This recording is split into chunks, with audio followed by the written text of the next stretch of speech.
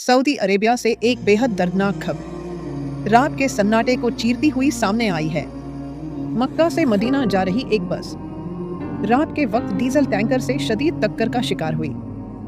ज्यादातर हाजी उस वक्त गहरी नींद में थे और टक्कर के बाद बस चंद सेकंड में आग के समुंदर में तब्दील हो गई। इस करू हादसे में कम से कम 45 हाजी शहीद हो गए, जिनमें 42 हिंदुस्तानी थे और उनमें मासूम बच्चे भी शामिल थे।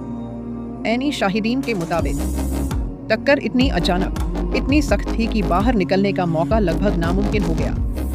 जो लोग सो रहे थे उनके लिए जागना भी नसीब नहीं हुआ। राहत टीमें फौरन पहुंच गईं, लेकिन आग ने सब कुछ अपनी लपटों में ले लिया था।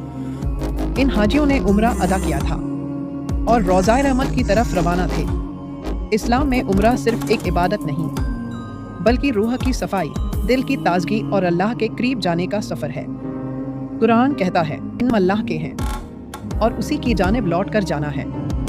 रसूलुल्लाह का फरमान है, जो अल्लाह की राह में सफर करते हुए इस दुनिया से जाए, वह अल्लाह के नजदीक शहीद के दर्जे में लिखा जाता है।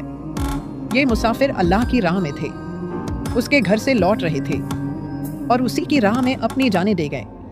अल्लाह की रजा के मुकाबले दुनिया की हर चाहत बेमानी है। हम दुआ करते हैं, अल्लाह ताला तमाम शहीदों को जन्नतुल फिरदौस अता फरमाए और उनके अहले खाना को सब्र सुकून बख्शे। भारत और सऊदी अरब की हुकूमतें इन शहीद मुसाफिरों के परिवारों की हर मुमकिन मदद में लगी हुई हैं। यह हादसा सिर्फ एक खबर नहीं, ये एक रूह को हिला देने वाली याद है कि जिंदगी और मौत दोनों अल्लाह के हुक्म से हैं। शहीद हुए सभी हाजियों पर अल्लाह की रहमत हो और हमारी दुआएं उनके साथ रहें।